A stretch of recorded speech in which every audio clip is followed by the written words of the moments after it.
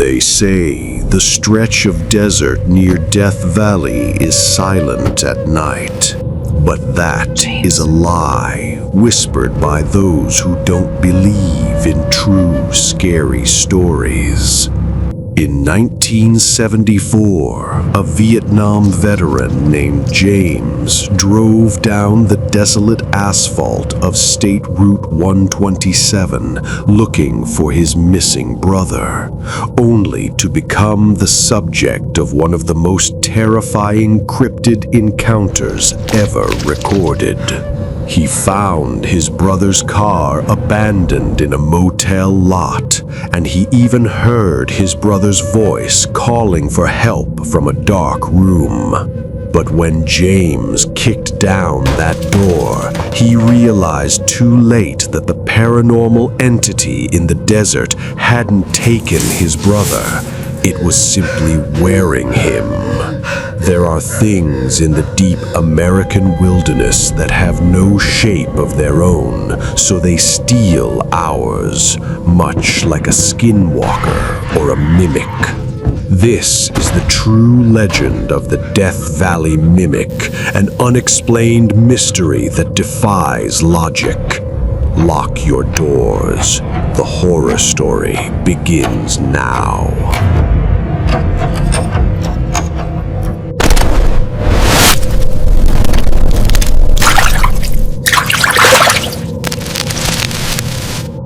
California, 1974.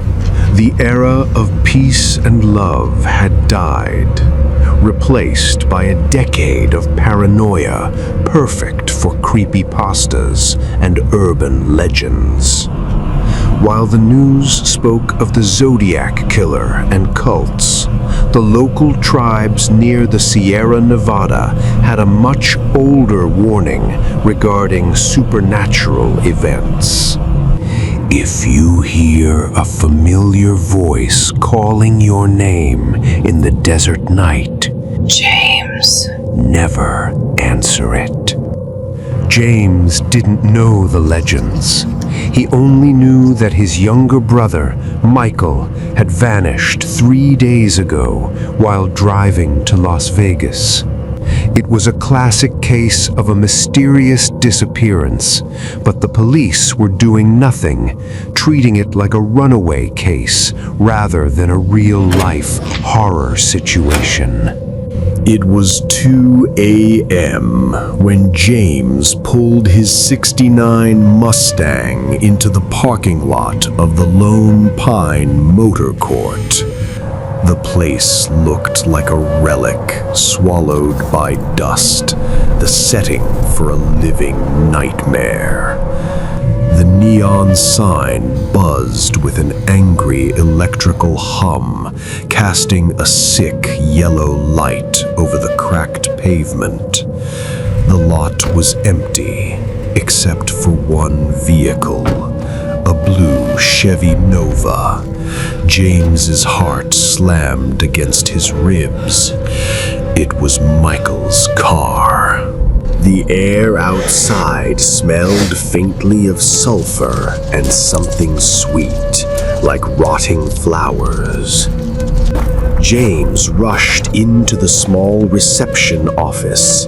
Behind the counter sat an old man with skin hanging loose like melted wax and milky white eyes that looked blind. My brother! The owner of the blue Chevy! Is he here? The old man didn't blink. He just smiled, his lips stretching unnaturally wide towards his ears. James, please, you have to help me. This isn't me. James froze. The mimicry was perfect. Disgusted and unnerved, James grabbed the guest register. Room 9, Michael Vance. The key was missing.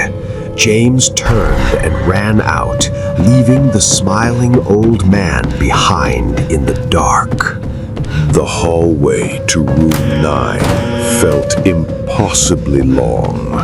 The overhead lights flickered, and the carpet beneath James's boots squelched, damped with a dark, unseen fluid, building the atmospheric tension. He pressed his ear against the rotting wood of room 9. From inside, he heard it. "Jimmy, help me. Jimmy." It was Michael, but the cadence was wrong. It was flat, monotone, like a machine learning to speak. The pause between words was mathematically identical, a telltale sign of a doppelganger. James kicked the door open. The room was pitch black, lit only by harsh light spilling from the bathroom. The smell was overpowering now, old blood and wet fur. He ripped back the shower curtain. The tub was empty.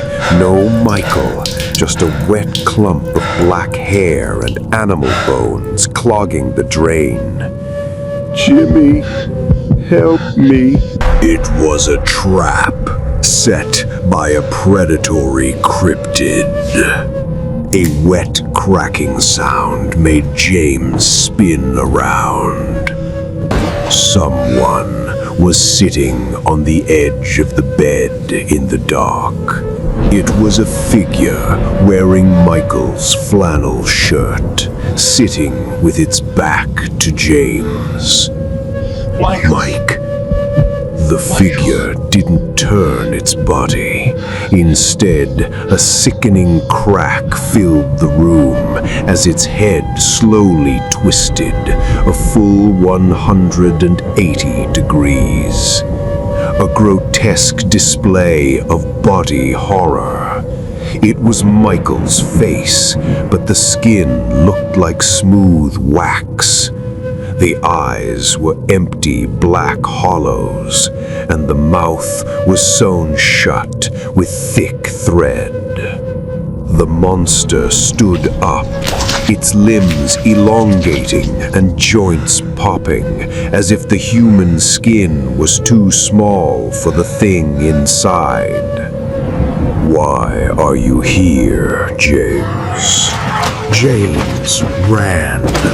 He sprinted down the hallway as the thing skittered along the walls and ceiling behind him like a giant spider. He burst through the lobby, where the receptionist was now melting into a puddle of wax, and scrambled into his Mustang to escape this terrifying encounter. He tore onto the highway, driving for 60 miles until he reached a bright 24-hour Texaco station. Shaking and drenched in sweat, he stumbled into the restroom to wash the fear from his face. He splashed water on his eyes and looked up at the mirror, but his reflection didn't look back. In the mirror, James's reflection was looking down, still washing its face. James froze. He watched in horror as the reflection slowly stood up, its eyes pitch black. The lights cut out. Darkness. I told you, I was in the back seat the whole time, brother! They found James's car 3 days later. The only clue police found was a set of fingerprints on the rear view mirror, but the prints were reversed. If this scary story sent a chill down your spine, please hit the like button, subscribe, and turn on notifications for more legends from the dark. Until then, stay out of the shadows.